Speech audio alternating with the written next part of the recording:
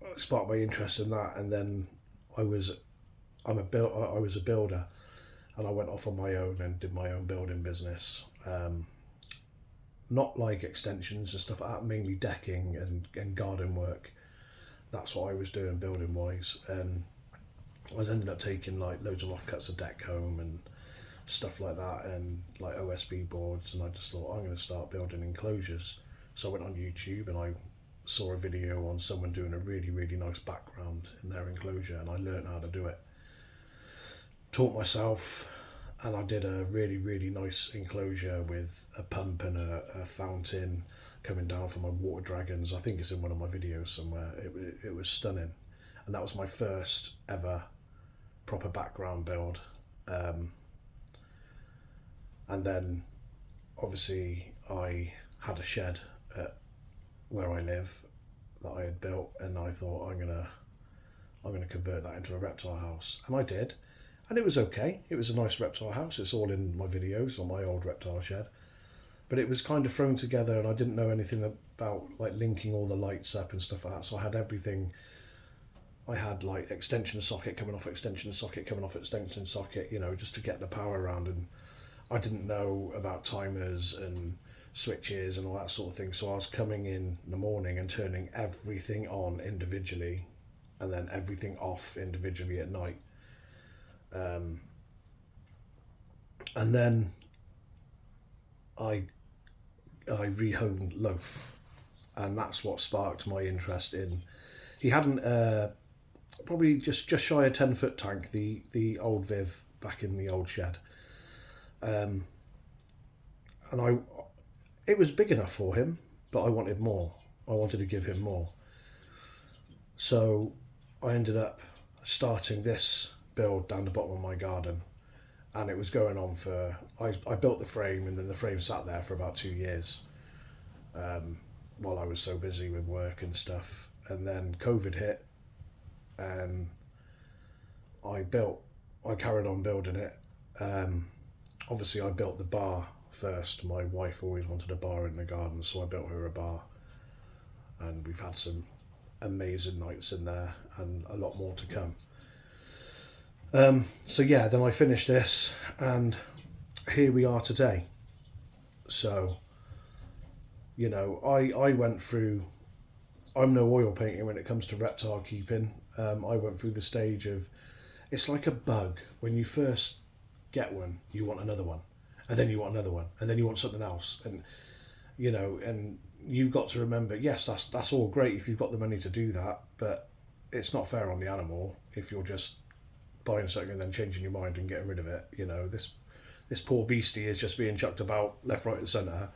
So I put my hands up to being a bit of a dickhead at the start, and then I find you find your niche.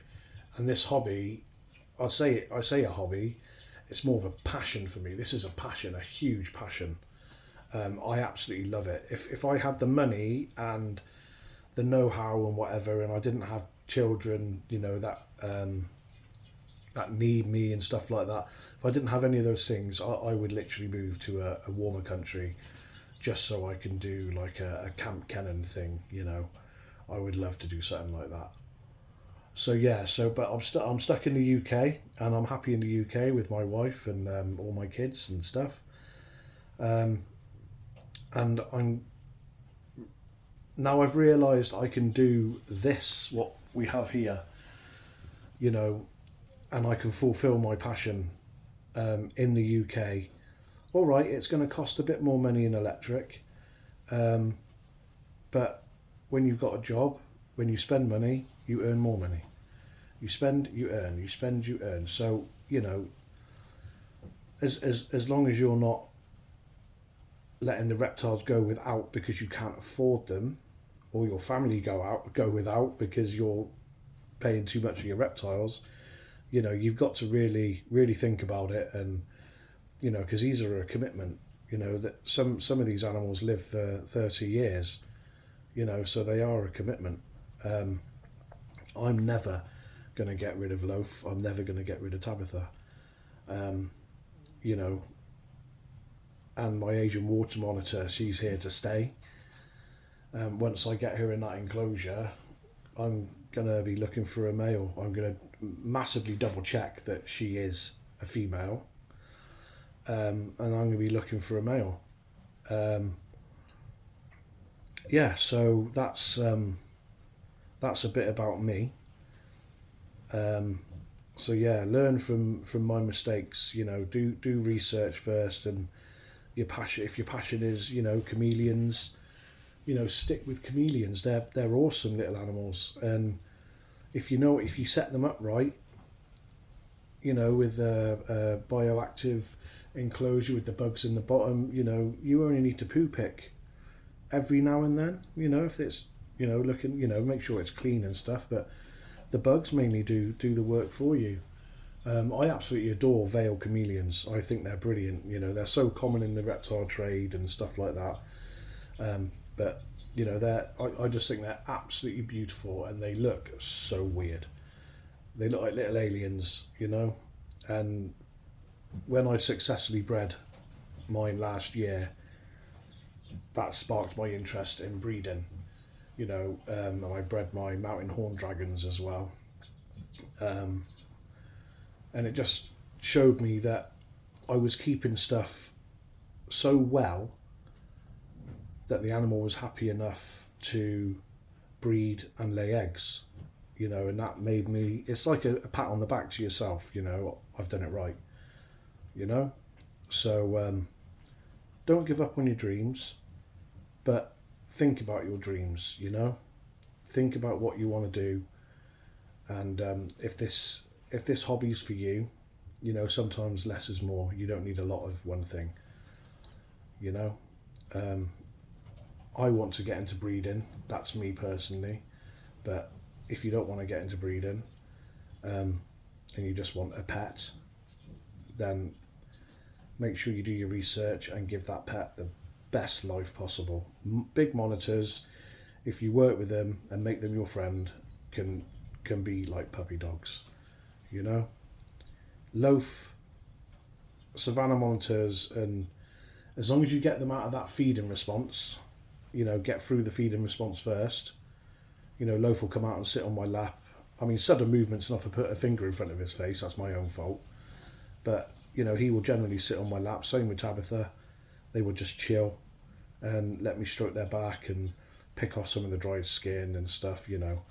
So you know, just really think about what you want to do first. You know, it's not always all about you. You know, when I first started with the lizards especially, I was very selfish, and not that I didn't care about the animals, I love the animals, but I was very selfish in the way of, I want this, oh I want that now, oh I want that. You know, my ADHD took over and I was back and forth and 100 miles an hour. So yeah, sorry this has been a bit of a long video.